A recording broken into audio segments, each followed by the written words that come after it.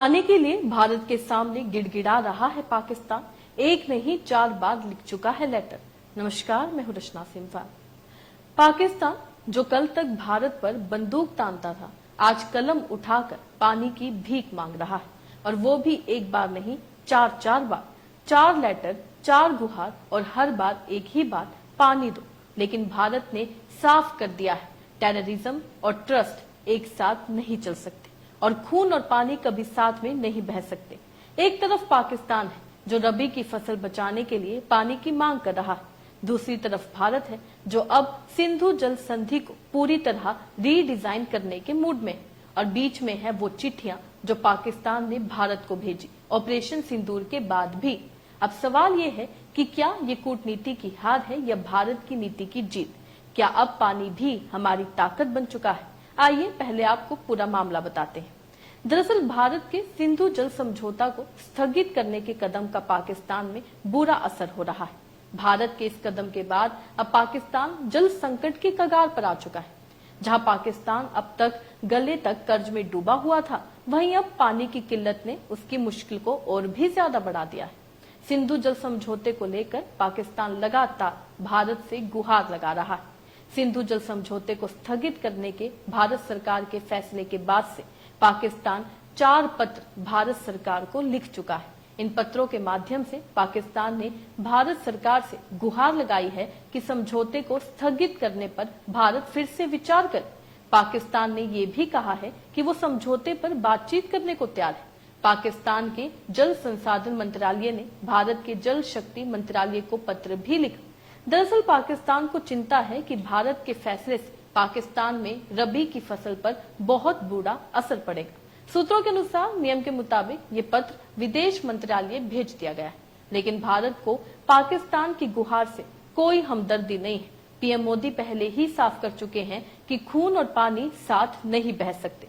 उधर भारत सरकार पाकिस्तान जाने वाले पानी के बेहतर इस्तेमाल के लिए करीब 12 किलोमीटर टनल और करीब 120 से 130 किलोमीटर की नहर बनाने की योजना पर काम करने लगी है। इन टनल और नहर के जरिए पाकिस्तान जाने वाली नदियों के पानी को रावी नहर परियोजना, इंदिरा नदी परियोजना, बीकानेर नहर, गंग नहर से जोड़ने की योजना है, ताकि इन नदियों का पानी हरियाणा, पंजाब, राजस्थान और दिल्ली तक लाया जा सके।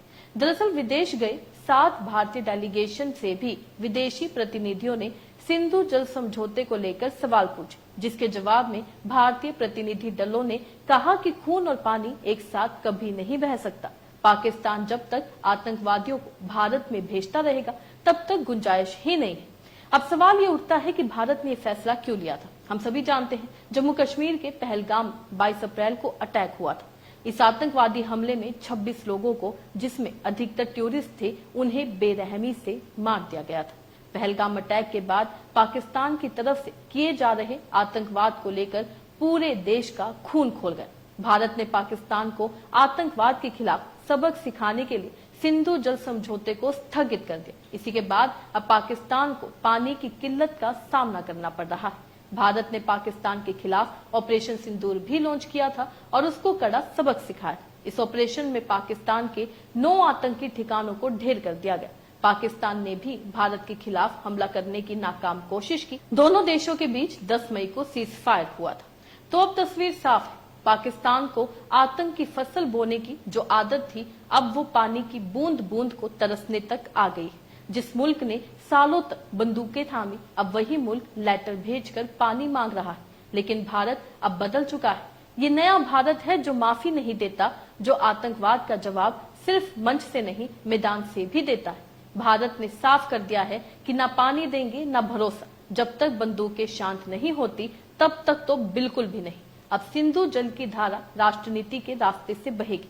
हर बूंद का हिसाब होगा, हर चिट्ठी का जवाब काम से मिलेगा, बातों से नहीं। और पाकिस्तान को समझना होगा, दुनिया में हर संधि से बड़ी होती है देश की असीमता, और जब सवाल भारत के स्वाभिमान का हो तो समझौते भी बदल जाते हैं। ये सिर्फ पानी नहीं, ये अब पावर है, भारत की ताकत है, और वो ताकत है जो अब चुप नहीं बैठने वाली है। खैर, इस खबर से आप क्या समझते हैं? अपने राय कमेंट में लिखकर जरूर बताइएगा। इसी तरीके से देश और दुनिया से जुड़ी हर छोटी सी बड़ी अपडेट के लिए FPN यानी फ्रंटलाइन ब्रेकिंग न्यूज के साथ बने रहिएगा। धन्यवाद।